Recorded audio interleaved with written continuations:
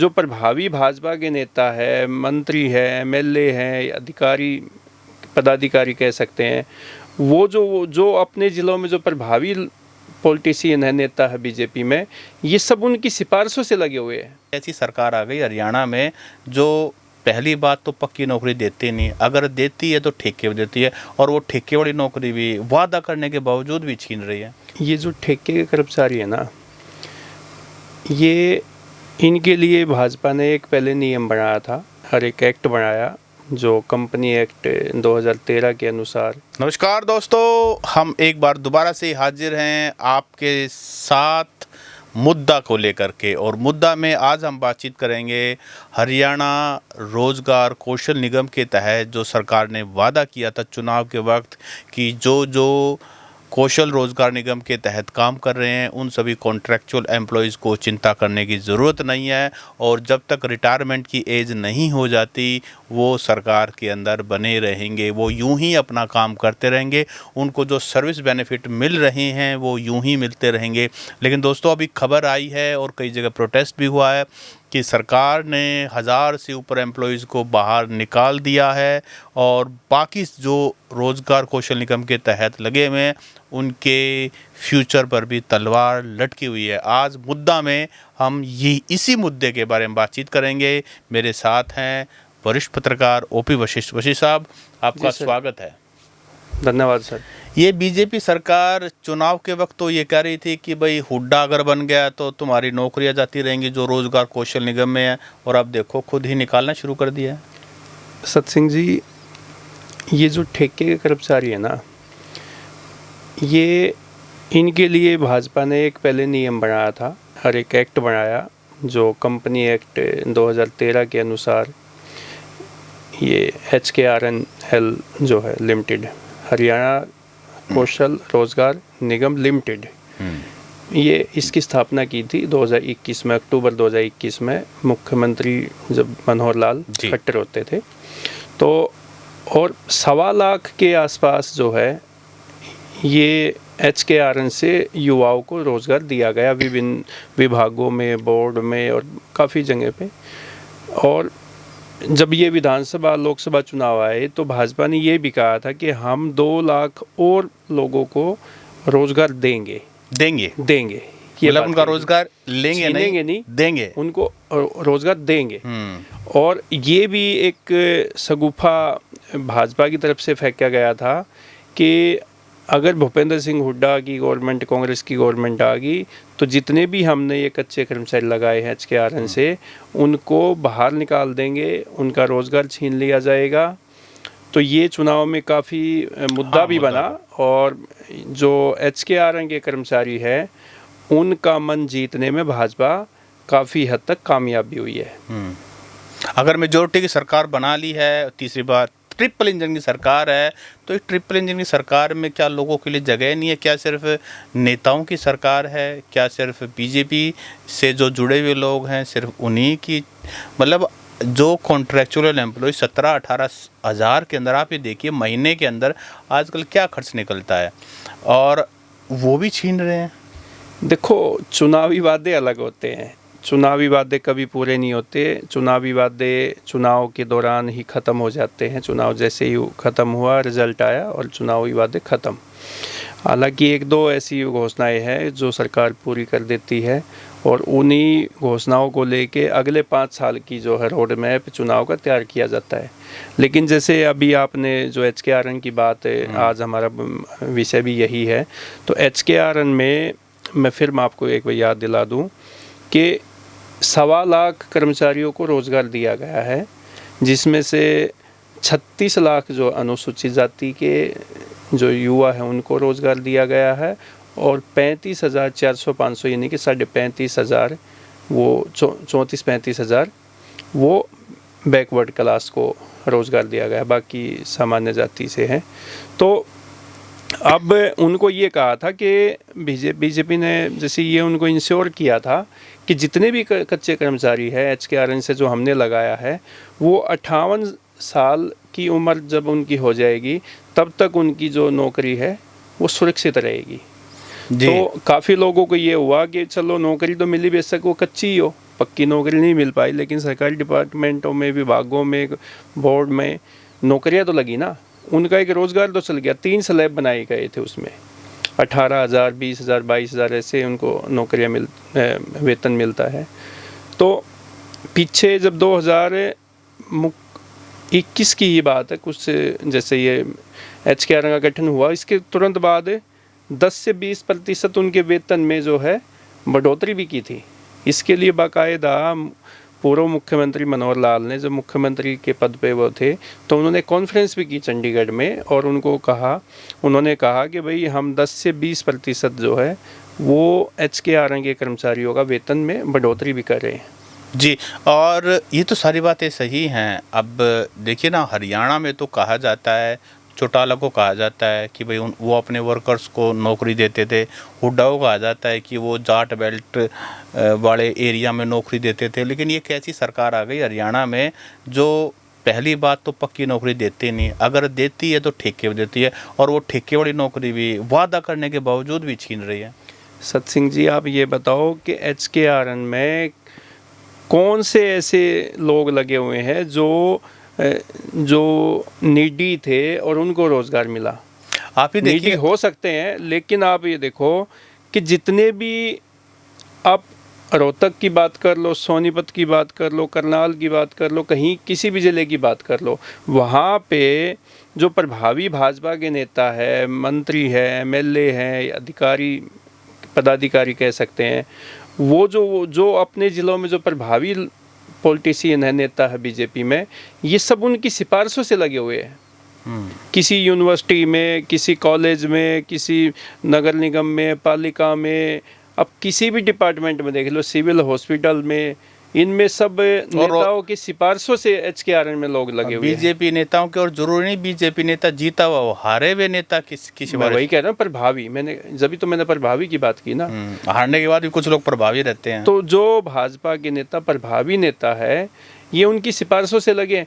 आप किसी भी डिपार्टमेंट के मुखिया के पास उन नेता का फ़ोन जाता है तो HKR में उसकी नौकरी लग जाती है। लगाएं क्यों ना, जब चुनाव के वक्त उन लोगों से काम भी तो लिया गया था। किन लोगों से? मैं कह रहा हूँ, चुनाव के वक्त तो उस नेता विशेष ने अपने लिए कैंपेनिंग करवाई, अपने लिए सारा काम करवाया। तो जिन लोगों को ओबलाइज किया गया, नेता विशेष जो भी है, उसने वो जो इस तरह के एम्प्लॉइज़ हैं, उन्होंने अपना एहसान होगा कि भाई फलां नेता की सिफारिश से नौकरी मिली है। नौकरी मिलने के बाद उन्होंने बाकायदा जो चुनाव हुआ, तो चुनाव के वक्त बाकायदा उनके लिए कैंपेनिंग किया। देखो, ये तो होता ही है। रोज़गार के लिए हमारे प्रदेश में रोज़गार सबसे बड़ा मुद्दा है, और हर घर में 2 से 3, अगर 2 भी बच्चे हैं किसी के परिवार में और दोनों नौकरी के लायक है, तो वो बेचारे नेताओं के तो आगे पीछे धक्के खाएंगे। लेकिन ये आप एक और इशू है, ये जब से HKR वाला मुद्दा हुआ है, करप्शन गवर्नमेंट डिपार्टमेंट्स में बढ़ गया है, घटा नहीं है। उनकी लोग वो नहीं रही ना, रिस्पॉन्सिबिलिटी नहीं, कोई लायबिलिटी नहीं है। आप ये देखो, अकाउंटेबिलिटी नहीं है। कोई देखो, नगर निगम में आपका SDM ऑफिस में, DC ऑफिस में, तहसील में, ये सारे ऐसे डिपार्टमेंट हैं जो पब्लिक डीलिंग का काम करते हैं, और पब्लिक डीलिंग जहाँ पे होती है वहाँ पे तो करप्शन होगा ही। सत सिंह जी, नहीं, लेकिन सरकारी नौकरी वाले को कम से कम ये खतरा होता है, नौकरी जाने का डर है, तुम्हारा कोई लग जाएगा। लेकिन रूटेड जो है वो इस तरह के जो पिछले जब भी देखो, ये भी शोषण ही एक तरह का, उस पर ये दबाव बनाया जाता है कि भाई तू फलां काम कर ले, तेरे को तेरा हिस्सा मिल जाएगा, अदरवाइज तू नौकरी से भी जाएगा और तेरे को अभी पैसे मिल रहे हैं वो पैसे भी नहीं मिले। पिछले कई ऐसे करप्शन के मामले सामने आए हैं, और विजिलेंस ने और एंटी करप्शन ब्यूरो ने वहाँ पे कार्रवाई भी की है। तो उनमें मोस्टली जो है HKR के जो कच्चे कर्मचारी थे, उन्हीं पे गाज गिरी है। जी, अभी जो PGI के अंदर MBBS पेपर स्कैम हुआ, उसके अंदर भी कुछ कच्चे कर्मचारी थे जो पैसे लाखों रुपए में डील करते थे, और उनके ऊपर जो आशीर्वाद होता था वो पक्के कर्मचारियों का, अधिकारियों का। आशीर्वाद कह दीजिए, उनका एक्सप्लॉयटेशन भी हो सकता है। दोनों बातें होती हैं। अगर कोई गलत कर रहा है, किसी भी कारण से गलत कर रहा है, 15,000 रुपये का नौकरी कर रहे हैं, और आपको थोड़ा सा यूँ मिल जाए कि भाई आपको तो ये काम करवा दीजिए, ये जिम्मेदारी आप संभालिए, आप 15 नहीं, आप 50,000 रुपये महीना कमाएंगे या 1 लाख रुपया महीना कमाएंगे। तो जो ये पेमेंट के स्लैब क्या बने हुए, कितने कितने मिलते हैं? क्योंकि स्किल्ड, सेमी स्किल्ड देखो इसमें यही है कि 15,000 रुपये से लेके 18 और 20 ऐसे कुछ 3 स्लैब बने हुए थे जो स्किल्ड, अब तो पीछे 10 से 20% की बढ़ोतरी की थी, तो अब 22 22.5 अगर तक हम भी 20,000 मिल भी जाएंगे। मान ले, एक एवरेज मान ले, तो 20,000 में आज के दिन अगर किसी की शादी हो और अगर शहर में भी रहता हो तो घर कैसे चलेगा 20,000 में? 20,000 में चलाना पड़ेगा ना, चल तो नहीं सकता। उसको अपने बच्चों को सरकारी स्कूल में पढ़ाना पड़ेगा, फ्री में राशन खिलाना पड़ेगा जो उनको सरकारी स्कूलों में मिलता है, उनकी किताबें है, वर्दी है, वो सारी फ्री हो जाएंगी। आयुष्मान का कार्ड उनके पास होना चाहिए, उनका इलाज फ्री हो जाएगा। हालांकि आपको पता ही है कि आयुष्मान से भी कैसा इलाज होता है और कौन कौन सा इलाज होता है। आयुष्मान का मुद्दा भी एक दिन हम लेकर आएंगे। तो ये उस 20,000 रुपये की अगर कोई नौकरी कर रहा है तो 20,000 रुपये में उन्होंने अपने परिवार को चलाना पड़ेगा। ये जैसे तैसे भी चलाएं, भूखा रहें, एक टाइम रोटी खाएं, चटनी से रोटी खाएं। आजकल तो चटनी भी महंगी है, प्याज धनिया ये भी बहुत महंगे हो गए। पहले तो कहते हैं चटनी रोटी खा के गुजारा कर लेंगे, अब तो इतनी महंगाई है कि चटनी रोटी से भी बात नहीं बन पाती। तो जिनको निकाला उन्होंने कुरुक्षेत्र में, जींद में, भिवानी में, जिनको निकाला है जैसे सर्व कर्मचारी संघ के बैनर के नीचे आके और HKRN के कर्मचारियों ने 11 अप्रैल को तो भिवानी में प्रदर्शन किया और डिप्टी कमिश्नर के नाम ज्ञापन भी सौंपा, और फिर उसी दिन उन्होंने अनाउंस किया था कि 20 तारीख को, 20 अप्रैल को हम कुरुक्षेत्र में CM कैंप कार्यालय जो है वहाँ पे भी हम प्रदर्शन करेंगे, और किया भी, प्रदर्शन किया। तो मैंने बात की थी HKRN से, उनका ये कहना था, जो इनके कर्मचारी हैं यूनियन के, उनका ये कहना था कि 5 से 6 हज़ार कर्मचारियों को हटाया। अब ये कितना सही है, मेरे पास ये पुख्ता आंकड़े तो नहीं है, लेकिन उन्होंने ये बताया कि 5 से 6 हज़ार कर्मचारियों को हटाया गया है। तो इतने सारे लोगों को हटाया गया है, और ख़ास करके जितने भी इस तरह के कॉन्ट्रेक्चुअल एम्प्लॉइज़ हैं जिनको हटाया गया, ये सभी उस वर्ग से संबंध रखते हैं जो या तो बिलो पॉवर्टी लाइन के अंदर हैं, या उनके घर में उनके अलावा कोई और रोज़गार नहीं है। यानी कि अगर जो 20,000 रुपये अगर वो कमाते हैं तो वो सिर्फ 20,000 ही 4 से 5 जनों को फीड करते हैं।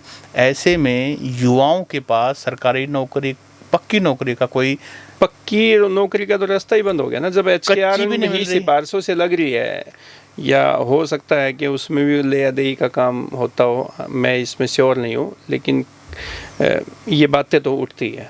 जी, ये उठती हैं। और हम तो रोहतक में रहते हैं, और रोहतक में पिछले जब से 2021 से हरियाणा रोज़गार कौशल निगम है, बहुत कुछ सुनने को मिला है। हालांकि अभी हमारे पास सबूत नहीं है, इसीलिए कुछ ज़्यादा बड़ा कोई सबूत है सतसिंह जी, ये सबूत है ना। अभी हमारे हरियाणा के कुछ युवाओं को, वैसे तो हरियाणा के लिए ही था वो, एक पीछे वर्कशॉप लगी थी MD यूनिवर्सिटी में, और जिनको इजराइल भेजा गया था तो उनके लिए उनका स्किल टेस्ट हुआ था यहाँ MD यूनिवर्सिटी में 3 से 4 दिन तक। हालांकि उसमें आए तो थे राजस्थान से, यूपी से, बिहार से, मध्य प्रदेश से, दिल्ली से, काफ़ी पंजाब से भी आए थे। काफ़ी स्टेट के बच्चे जो हज़ारों की संख्या में MD यूनिवर्सिटी में पहुँच गए थे। जो इजराइल में जो स्किल्ड जो लेबर है उसको भेजा गया था। तो वहाँ पे जब हमने, आप भी गवाह है, आपने भी कवर किया था उसको और मैंने भी किया था, तो हमने वहाँ जो युवा आए हुए थे उनसे बातचीत की थी। तो हमने उनसे पूछा था कि भाई आप यहाँ कैसे आए, तो उन्होंने खुद बताया था कि भाई हमारे से तो पैसे लिए गए हैं 3 लाख 4 लाख 5 लाख रुपये कि आपको इजराइल भेज देंगे, आप तो वहाँ पे लाखों रुपए कमाएंगे और वो सब चीज़ें। आप तो गवाह इस चीज़ के। नहीं, मैं हरियाणा रोज़गार कौशल निगम की बात कर रहा था, क्योंकि उनका जो रिक्रूटमेंट था वो उनकी स्टेट गवर्नमेंट के थ्रू हुआ था। हरियाणा में जो हरियाणा रोज़गार कौशल निगम है, बहुत कुछ हो रहा है, लेकिन मैं ये कहना चाहता हूँ कि अभी तक कोई ऐसा मामला जो है हरियाणा रोज़गार कौशल निगम को, मतलब कोई ऑन रिकॉर्ड नहीं है जो कोई ये दावा कर सके। और आए भी कैसे, क्योंकि सभी ज़रूरतमंद हैं, और अगर कोई ऐसा ले दे करके रोज़गार मिल रहा है, आज किसी के पास भी अगर रोज़गार है, चाहे वो 15-20 हज़ार रुपये का ही है, वो सब कुछ अगर उसके साथ घटनाक्रम हो रखा है, पैसे दे के भी अगर वो लगा है या सिफारिश से भी लगा है, तो वो यही कहेगा जी मैंने तो 1 रुपया भी नहीं दिया और ना मेरे से किसी ने लिया, मैं तो मेरिट के आधार पे लगा हूँ जी। और मैंने तो टेस्ट दिया था, मैंने रजिस्ट्रेशन करवाया था और वो सब चीज़ें मैं तो उसके थ्रू जो चैनल लेकिन है इसको उससे लगा लेकर हूँ। के विपक्ष भी काफ़ी आवाज़ उठा। रणदीप सिंह सुरजेवाला है, कांग्रेस के कितने बड़े नेता हैं, भूपेंद्र सिंह हुड्डा हैं, ये सभी भी आवाज़ उठा रहे हैं। उनका ये कहना है कि जो हरियाणा रोजगार कौशल निगम में, एक तो सरकार ने एक तरीका निकालिया सस्ता लेबर कैसे मिले,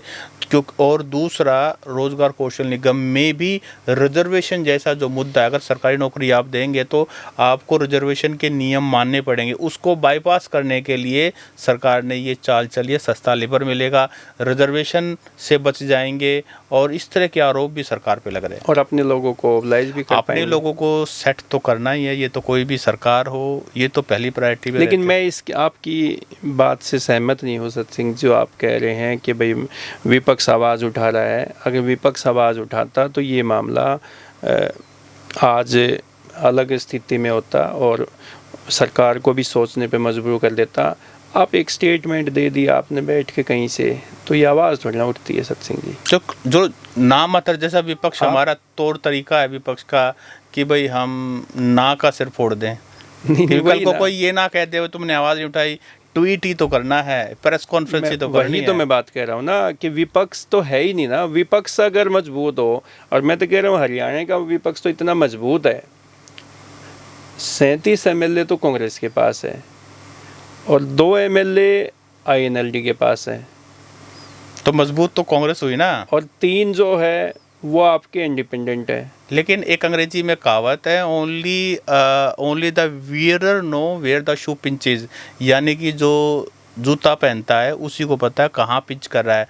तो ये जो रोजगार का इशू है, मुझे ये बताइए, कांग्रेस के 37 एमएलए हैं, इनमें से कौन सा ऐसा नेता है जिसका लड़का सेट नहीं है, जिसके लड़के को हरियाणा रोजगार कौशल निगम के ऐसी प्रोसेस के हजारों करोड़ के मालिक हैं कि उनके बच्चे तो या तो विदेश में पढ़ते मिलेंगे या वो आपके कम से कम पैसे कमाने की टेंशन नहीं है उनके सिर पे। पैसे की कोई नहीं, उनकी तो कई पीढ़ियों को पैसे कमाने की ज़रूरत नहीं है। नहीं, उनके तो पीएससी की भी कई पीढ़ियों को पैसे कमाने की जरूरत नहीं है। तो वही तो मैं कह रहा हूँ ना कि जो विपक्ष में अभी 42 विधायक है, ठीक है, 90 में से 42 विधायक जो है विपक्ष में है।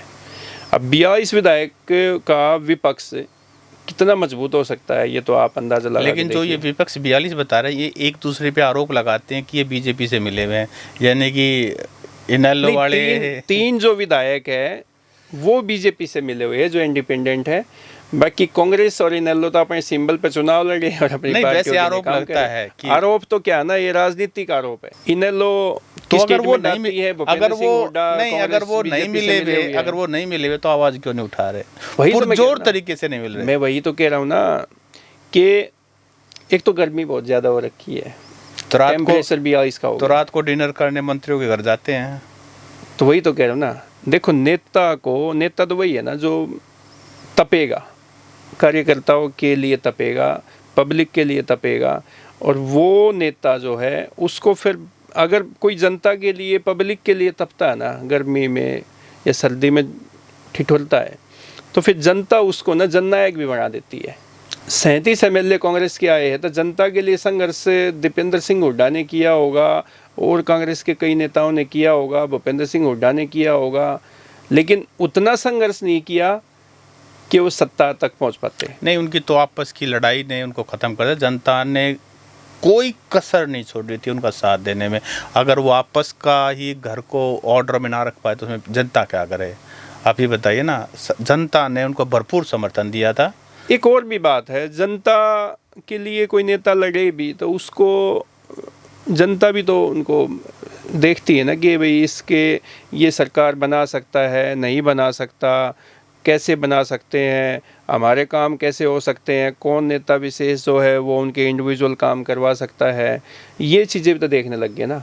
अब जैसे अगर देखे जाए तो नवीन जयहिंद है, नेता तो नहीं है वो अब आज के टाइम में, लेकिन जनता के बीच में रहता है, जनता के मुद्दे उठाता है, जनता उनका कितना साथ देती है आप ये देख लो। देखिए, नवीन जैन है वो एक सोशल एक्टिविस्ट है और अपना एक अलग स्टाइल है उनका काम करने का, और काफ़ी पॉपुलर भी हैं, तो ये तो तो सही उनका बात है। कितना सहयोग दिया ना। मैं कह रहा हूँ राजनीति में भाई जनता ने उनको कब आगे ये कहा कि भाई नवीन जैन आप लोकसभा का चुनाव लड़िए हम आपके साथ हैं, आप विधानसभा का चुनाव लड़िए हम आपके साथ हैं, जनता कब आई आगे?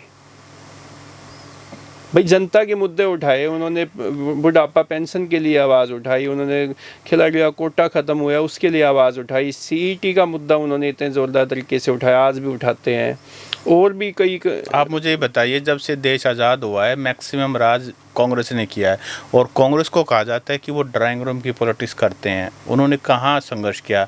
अगर जनता साथ देती उन लोगों का जो संघर्ष करते हैं, जेपी आंदोलन हुआ उसके बाद थोड़ा सा कुछ बदलाव हुआ, लेकिन आप मुझे बताइए कि उन्होंने संघर्ष कहाँ किया? कांग्रेस का आपने जिक्र किया तो मैं आज एक सोशल मीडिया पे मैं एक अखबार की न्यूज़ कटिंग देख रहा था, काफ़ी वायरल है वो, कि जो कांग्रेस के जो राष्ट्रीय अध्यक्ष हैं खड़गे साहब, वो बिहार में एक जनसभा को संबोधित करने गए थे, तो वहाँ पे कार्यकर्ता ही नहीं पहुँचे, वो जनसभा में आदमी ही नहीं पहुँचे, वर्कर ही नहीं पहुँचे, तो वहाँ का जो जिला अध्यक्ष था उसको सस्पेंड ही कर दिया। अरे एक आदमी पहुंचा उसको वो सस्पेंड कर सस्पेंड हो दिया। गया। तो तो कांग्रेस के आप ये देखो कि जो राष्ट्रीय अरे वो नेता है, बिहार में था, अध्यक्ष तो है, खड़गे साहब को, हुड्डा साहब को फोन करना चाहिए था, यहाँ से ट्रेलिया भर करके वो बिहार भी पहुंच जाते ही। देखो ये कुव्वत जो है ना, अब ये देखो, यही ये मैं हुड्डा साहब में है। अब यहाँ पे जब आप कह रहे हैं कि भाई अगर बिहार में आदमी नहीं पहुंचे तो हुड्डा साहब को फोन कर देते, हाँ। और जब हुड्डा साहब चुनाव लड़ते हैं तो कह रहे हैं हुड्डा साहब सरकार नहीं बना सकते। ये दो आप देखो, मैं बातें वही एक कह रहा साथ ना, कैसे चलेंगी? Leader of opposition centre high command जो है किसी और को बनाना चाह रहे, इस बात बिल्कुल क्लियर है ये, लेकिन हुड्डा साहब के रहते हुए वो किसी और को बना नहीं सकते, और हुड्डा साहब खुद लीडर ऑफ अपोजिशन बनना चाहते हैं, लेकिन बिना हाई कमांड के वो भी नहीं बन सकते। कांग्रेस के साथ आप ही देखें ना, किस द्वंद में है, किस स्थिति में है कि ए बी, मतलब ए के कारण बी नहीं हो सकता और बी के कारण ए नहीं हो सकता। कांग्रेस को या कांग्रेस के नेताओं को जो उन पे एक टैग लगा हुआ है कि ड्राइंग रूम की पॉलिटिक्स करते हैं, उसको ख़त्म करना पड़ेगा, जनता के बीच में जाना पड़ेगा। और ये कांग्रेस भाजपा की बी पार्टी है, सी टीम है, इन लोग कहती है कि ए टीम है, बी टीम है, कांग्रेस इन लोगों को कहती है कि ये भाजपा की टीम है, जजपा तो उसकी गोदी में जाके बैठी। और आज ये का जो चीज़ है हमारा ना, विषय जो है ना, हरियाणा रोजगार कौशल निगम है, और उसके लिए भी विपक्ष अगर मजबूत होता, बिल्कुल हमारी बात यहीं से शुरू हुई थी, अगर विपक्ष मजबूत है, विपक्ष आवाज़ उठाता है और सरकार पर भी दबाव बना पाता है, उसमें सफल हो जाता है, तो शायद जो हमारे युवाओं का जो असर है, और इसकी इम्पैक्ट देखिए, क्राइम रेट कितना बढ़ता जा रहा है, और इसके लिए ये जो युवाओं के पास कोई जगह है ही ये नहीं। जो HKRN का जो गठन हुआ था ना, कंपनी एक्ट के अनुसार, ये दुष्यंत चौटाला के टाइम में हुआ था, और दुष्यंत चौटाला के पास ये मंत्रालय भी उन्हीं के पास था, उद्योग और ये सब चीज़ें। तो आप ये देखो, उन्होंने प्राइवेट कंपनियों में ये कहा कि 75% जो हमारे युवाओं को रोज़गार मिलेगा, वो कोर्ट से डिनाई हो गया। तो मैं तो ये कह रहा हूँ कि विपक्ष तो चलो, भूपेंद्र सिंह हुड्डा ने तो कल एक स्टेटमेंट दी है कि भाई भाजपा ने इस कच्चे कर्मचारियों को गुमराह करके और उनसे वोट हासिल कर लिया, कांग्रेस आ गई तो भाई ये कच्चे कर्मचारियों को हटा देंगे, ऐसा लोगों को, उनको कच्चे कर्मचारियों को ऐसा मैसेज दे के और मिसगाइड किया, और फिर वो जैसे ही सरकार बनी भाजपा की तो अब उन कर्मचारियों को खुद ही हटाना शुरू कर दिया।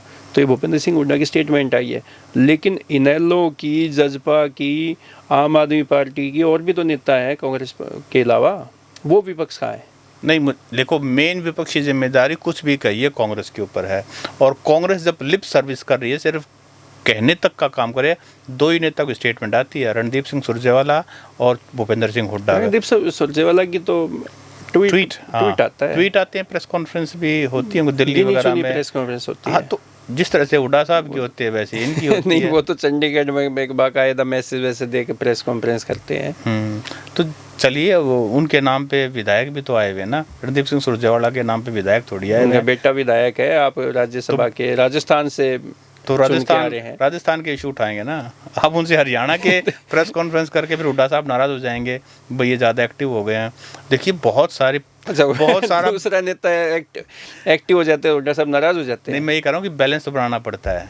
अब जैसे रोहतक में जो भी आता है उनको ध्यान रखना पड़ता है, कोई ज़्यादा बैलेंस ना बिगड़ जाए। खैर ये आपसी अंडरस्टैंडिंग है नेताओं के बीच में।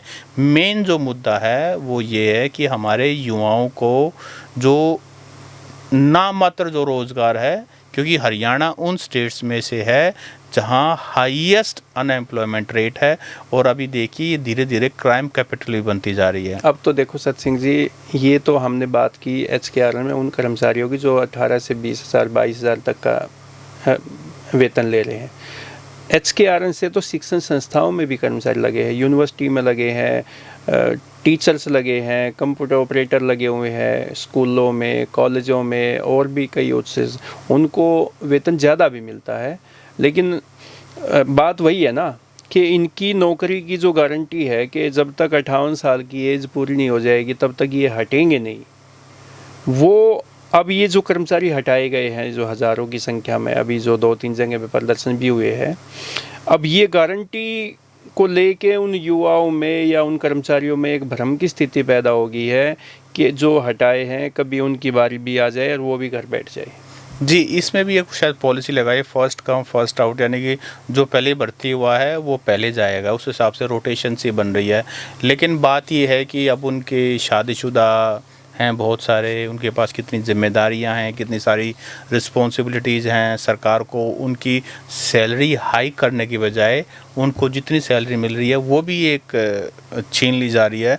तो सरकार को ह्यूमैनिटेरियन ग्राउंड के ऊपर भी अच्छा, एज भी तो लिमिट है ना सत सिंह जी। हाँ, अब ये 18 से 42 साल तक की उम्र में आप HKRN से लग सकते हैं। यही प्रोडक्टिव ईयर्स हैं। अब 42 साल की एज में अगर किसी की नौकरी छूट गई तो बचा कहीं का भी नहीं रहेगा ना, वो तो अपनी दुकान भी नहीं चला सकता, क्योंकि उसके पास 1 लाख 2 लाख रुपये का मेरे ख्याल में सेविंग भी नहीं पाओगी कि वो अपने 4 डिब्बे दाल चीनी के रख के अपना गुजारा चला ले। देखिए फौज के अंदर अग्नि भी कर दी, जब तक उनकी नौकरी शुरू नहीं तब तक वो रिटायरमेंट आ जाते हैं। वो भी HKRN है एक तरीके से, वो सेना का HKRN हाँ, है ये मतलब, और ये एक अग्निवीर ही है एक तरह से ये। अब देखिए 2021 में मालिक को लगा होगा 3-4 साल बाद, अब इनको भाई एक तरह से रिटायरमेंट ही कर दी, चाहो भाई अपने घर जाओ। अब उनके कम से कम आर्म्स लाइसेंस तो बन जाते हैं अग्निवीर के, इनके तो वो भी नहीं बनते। हाँ, उनके पास एक प्रोफेशनल ट्रेनिंग भी हो जाती है। ये सिक्योरिटी में कहीं लग जाए तो आर्म्स लाइसेंस नहीं बन पाते इनके।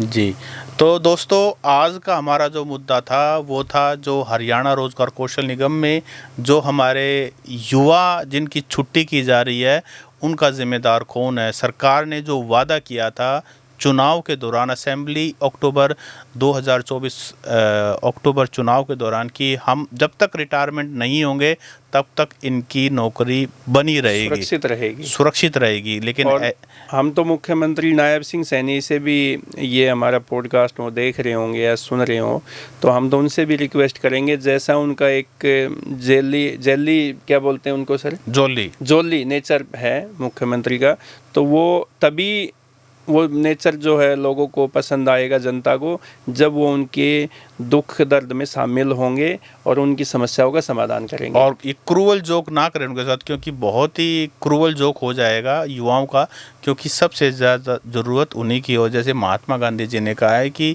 जो हमारे देश का युवा है वही इस देश का भविष्य है, और असल में देश भी ये युवा ही हैं, क्योंकि इनके हाथ पैर ही असली मैन पावर हैं और यही राष्ट्र निर्माण करता है।